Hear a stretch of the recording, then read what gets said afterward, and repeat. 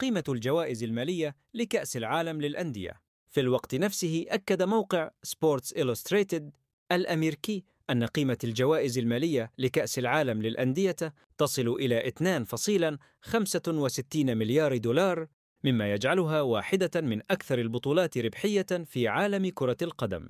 ويخطط إنفانتينيو لمنح 50 مليون يورو لكل ناد لمجرد المشاركة في البطولة، كما أن هناك مكافآت إضافية تعتمد على النتائج، على أن يحصل الفريق المتوج بالبطولة على 100 مليون دولار. لكن آس والموقع الأمريكي اتفقا على أن هذه الأرقام ليست رسمية بعد، والتقديرات تشير إلى أن الأرقام المتداولة أقل من ذلك. وتضغط رابطة الأندية الأوروبية ECA للحصول على أكبر حصة من الجوائز المالية، على اعتبار أنها هي الجاذبة للرعاة التجاريين. ويشارك في كأس العالم للأندية 5 أندية عربية، هي الأهلي المصري والوداد المغربي والترجي التونسي من أفريقيا، والعين الإماراتي والهلال السعودي من آسيا.